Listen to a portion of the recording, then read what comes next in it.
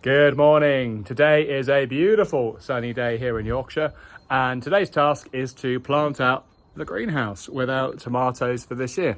They are all looking very good. This is some of the tomatoes. These are ones that are going to go in the ground in the greenhouse.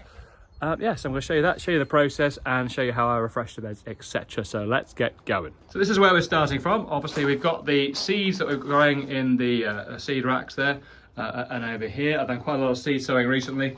And some of the plants are coming through there and up there and down there. And actually yesterday I planted loads out, which I'll probably show you at the end of this video just to show you some bits and pieces. But this is how the veg bed for the greenhouse is for now. And over the season I'll put quite a lot in this, but the main thing will be tomatoes. There'll also probably be some basil, some marigold, or maybe even a crop of lettuce, so we'll see. I'm going to freshen up the beds with this. This is obviously a tomato grow bag. This is very common in this country. This is in England. I'm sure there's very similar varieties everywhere. But obviously it's optimised to have the right nutrients for tomatoes, which is why I use it to refresh the ground here in the greenhouse. Now, if you're interested in setting up a greenhouse, I thought I'd just tell you, I started this one about 5 years ago. This is a reasonable size. This is, I think, 8 by 10 feet. Every panel of glass is 2 feet. Now the bed, so I set it up deliberately so I had some space for working with seeds. So that's one wall, and the sunny wall is obviously optimised for growing things. And I've decided to go with a version where I plant my plants in the ground rather than pots, because it's a bit easier for watering. Obviously pots dry out, particularly in the summer. Now I started this bed by digging out about 2 feet of clay. It was clay here. And then I filled the whole bed up with a topsoil that had been optimised for growing vegetables. And then every year since then, I top it up again with some fresh compost. So let's start with that step and I'll come back to you in just a tick. Okay, so that's job done.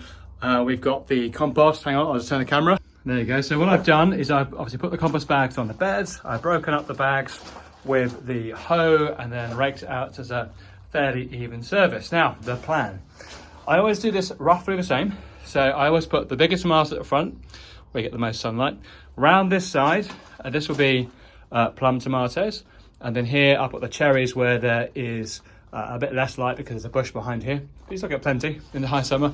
And this corner, which is the wettest because there's a bank behind the greenhouse, is where I always plant some cucumbers. I'll probably get 4 cucumbers in here and tomatoes from about this line here, which is the shadow from above, about there, and all the way around. Next step is to get the sticks in. I've got them outside here. Now this is my recommendation. I know you can use bamboo canes, but I always find them pretty useless. I have big old sticks which I've taken from tree pruning over the years actually. There's always some trees to prune here. And the purpose of these are, particularly the beef tomatoes, they get really heavy. So I always use those big sticks. I push them about 1 foot into the ground, so nice and stable. And obviously we're going to tie the plants to as we pop them. But I'll get the sticks in next and I'll show you. Okay, so as I was saying, I've got these big old supports.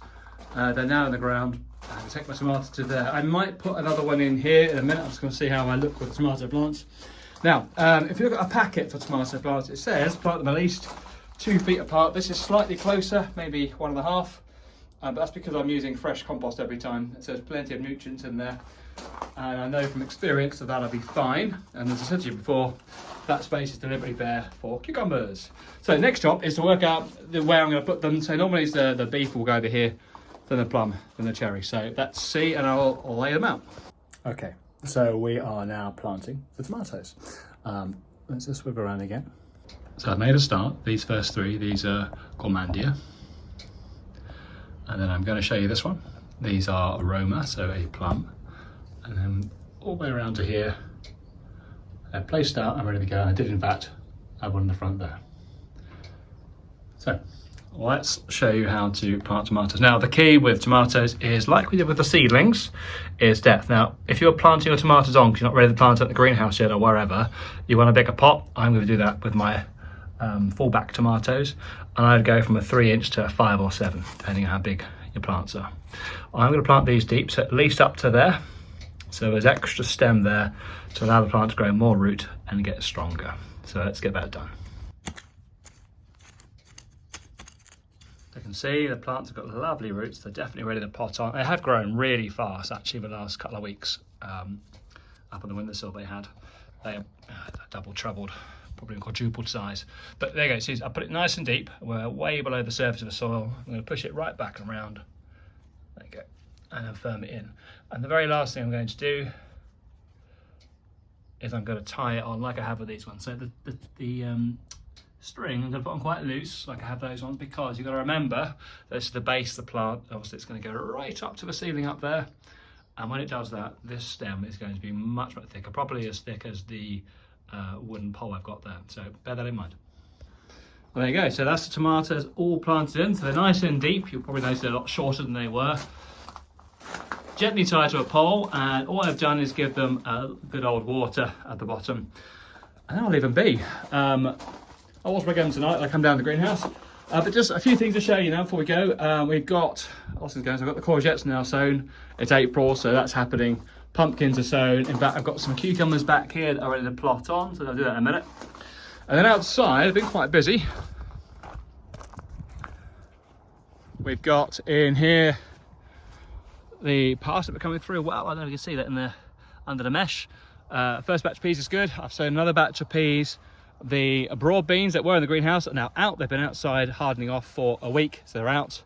I've sown some more carrots and some more beetroot, and generally kept the beds all nice and tidy, ready for more planting. Oh, that's what I've done. I've also planted some sweet pea, so I've got lots of sweet pea up against this trellis here. Here. So I'm hoping that'll be glorious come summer. So that's me done for the day. I hope that's helpful for planting your own greenhouses. If you've got any questions, give me a shout. I'm happy to reply to messages. Do hit that like button, and please do subscribe because it helps grow the channel. Have a cracking weekend. All the best, everybody, and I'll speak to you soon.